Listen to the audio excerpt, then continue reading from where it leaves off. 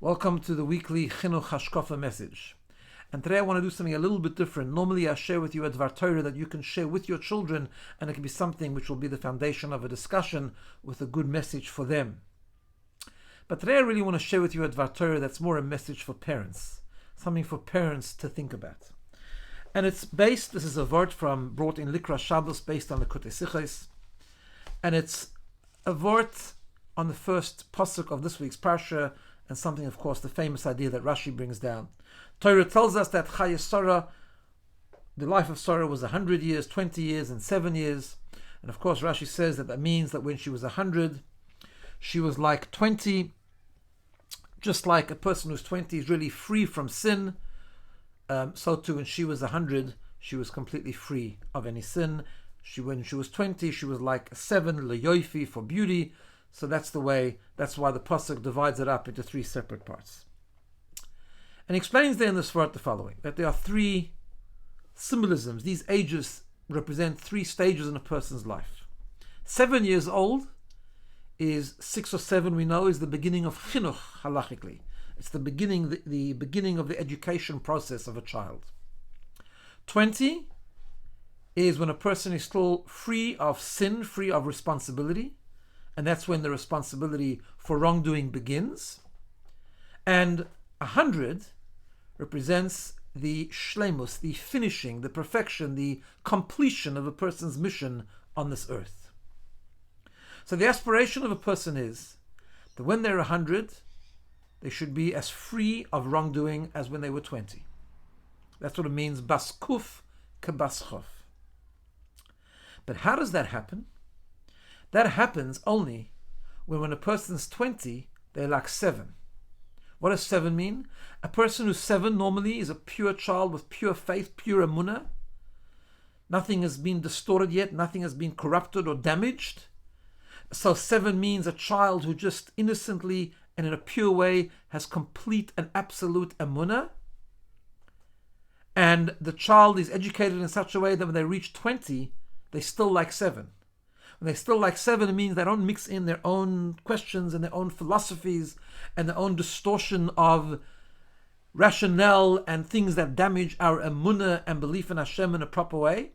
When a person is 20 and they still have that tzmimus, that purity of 7 years old, then they are on the way that when they're 100, they're like 7. The reason I raise this is because today, more than ever, we have to make sure that the 7-year-old starts off correctly. That the 7-year-old indeed retains their innocence and their purity. And this is largely up to parents. It's not natural necessarily, particularly nowadays.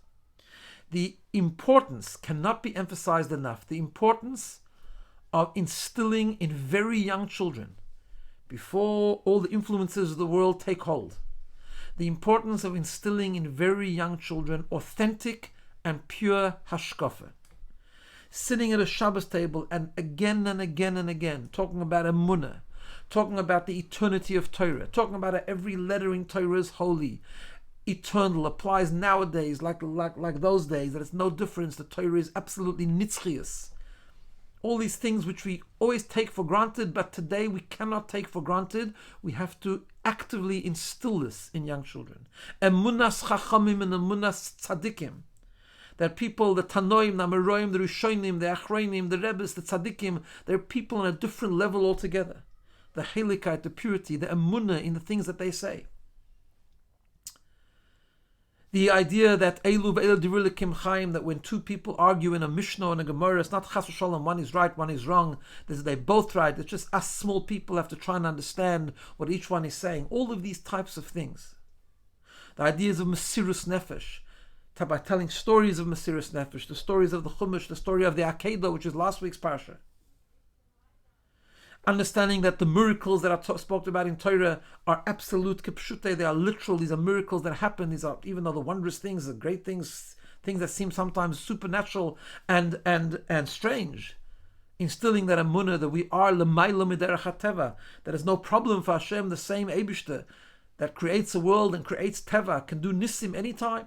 So the belief in nisim, all of these things, and of course much, much more, are things that parents need to think about and use opportunities like Shabbos, like a walk with children, to tell stories and to explain concepts, each age in the appropriate way, but to drum in the emunah, the simple belief, the Yud Gimel Ikrim, the 13 principles that the Rambam talks about, all of these things, to make sure that our little children, our young children, start off with a foundation of pure emunah, so that they have that roots and they have that foundation that when they get to 20, and at that point when they get to the teenage years, and they should be learning and they should be understanding and they should be asking questions, that it's done on the basis of that pure emunah, and they don't let the questions, which are always good to ask questions, but they don't let the questions and the challenges interfere with that strong foundation of emunah.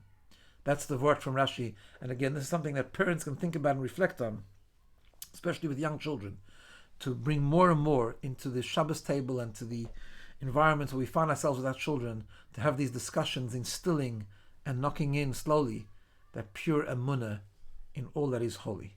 Have a good day and a good Shabbos.